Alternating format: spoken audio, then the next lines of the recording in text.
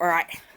Hey everyone, this is Lucas from New Dog Old Tricks, and this is the first episode of Season 1, and I hope you all enjoy this. This is going to be just a brief, short history about the most influential skate groups in the world. This is the Bones Brigade.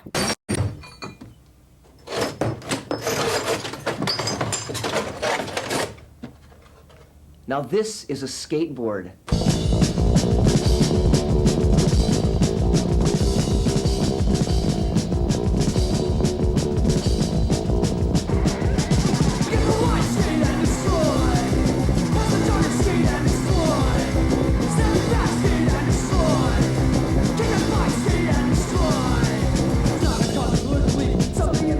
Before we get into all about the Bones Brigade, we're actually going to start with Pal Peralta, which was started in 1978 by George Pal and Stacy Peralta, and they made Pal Peralta, which not it was is the best skateboard company in the world, still running today. So, Pal Peralta is this skateboard company started in the 70s and was popularized in the 80s by an elite group of skateboarders called the Bones Brigade. This consists of all the boards that I have on my wall, which I'll name out. We got Mike McGill. Mike McGill on the call Peralta team. Let's bring him for his third and final run of the day.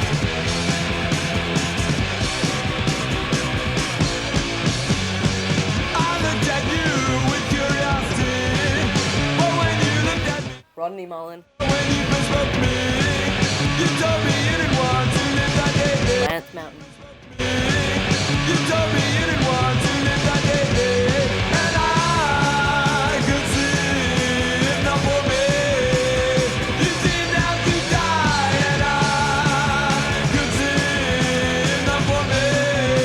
Tony Hawk.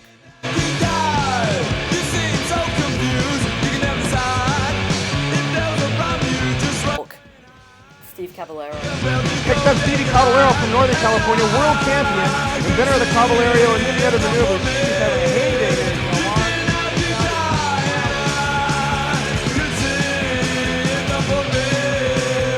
and Tommy Guerrero.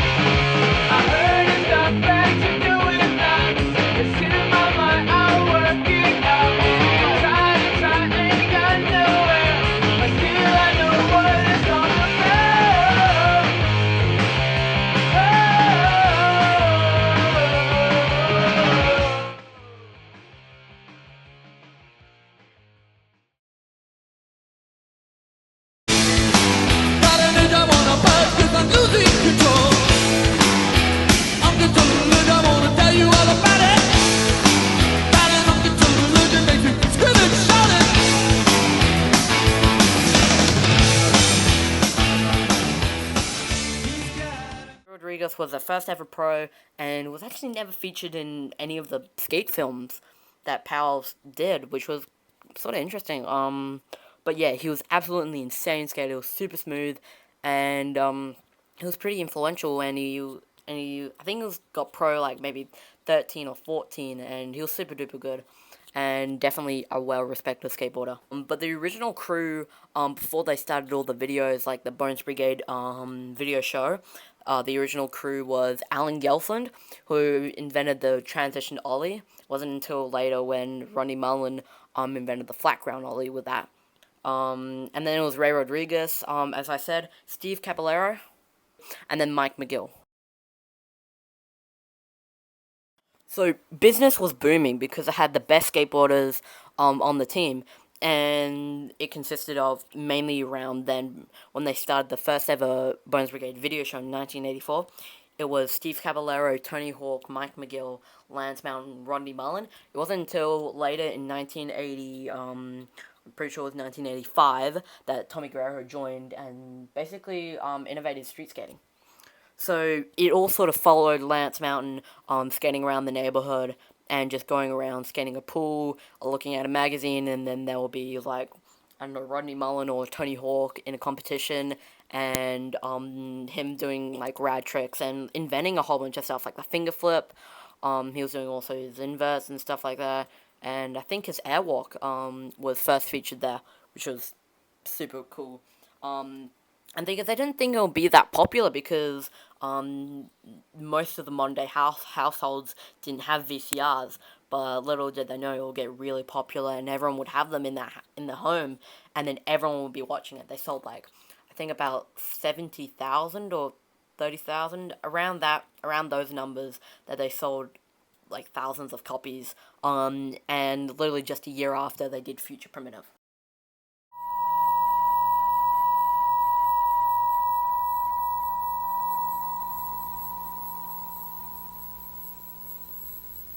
Future Primitive was a second video, which consisted more about the street skating with Tommy Guerrero, which highlighted street skating and like street plants and like actual flat ground ollies. So that was pretty popular. But the first two weren't as popular as the most important and the most influential skate videos ever, which was released in 1987 and it's called The Search for Animal Chin.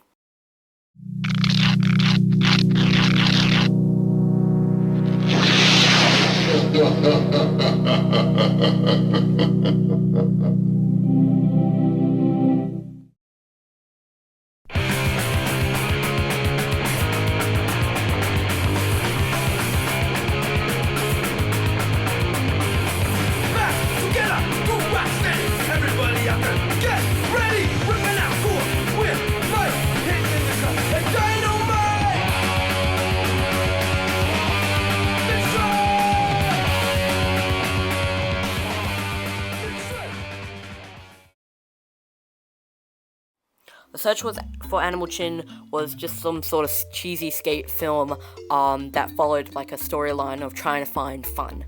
That was what it was like represented as. Like Animal Chin was this mythological skateboarder who like went missing, and the six more five skateboarders, because Rodney Mullen didn't have quite a significant part in it, but the five skateboarders, they went out and searched for Animal Chin, like as you can see at Wallows, and then all around San Francisco and all that sort of places. And it wasn't until the end of the video where it was the most important part of it, where they saw the big, huge vert ramp.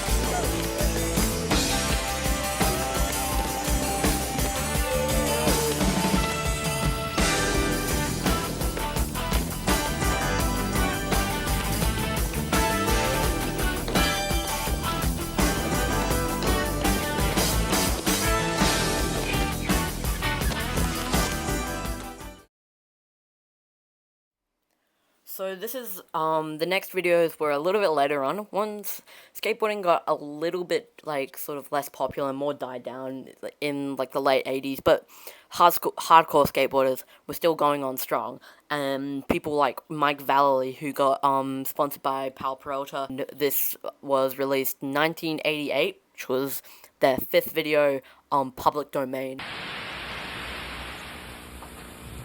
Oh, so you want to go skating?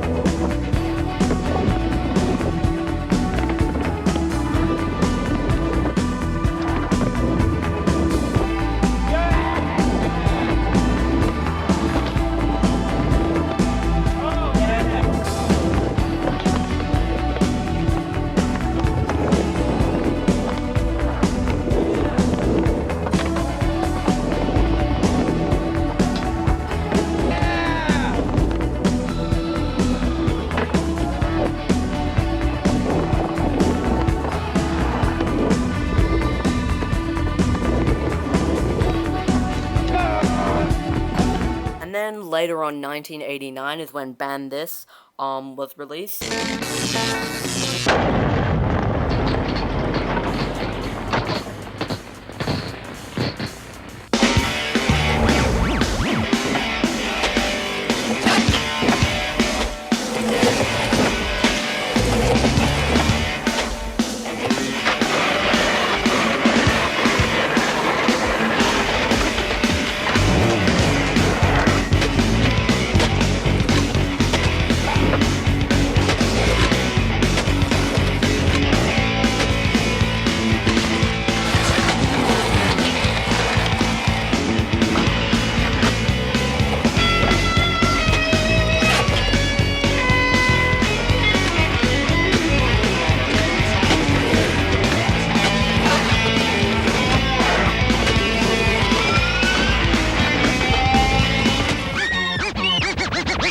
Click.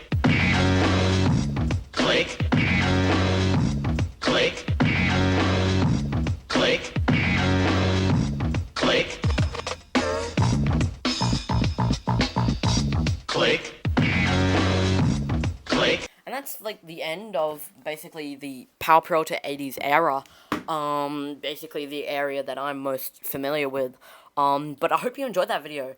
I really like talking about old school skateboarding. I could talk about it all day, especially about Power Pro and the Bones Brigade. But I just wanted to keep it kind of shorter. But I hope you all enjoyed that. And everyone, this is New Dog Old Tricks. I'm Lucas, and I hope you enjoyed that video. Everyone, see ya. Hope you enjoyed the next. Bye.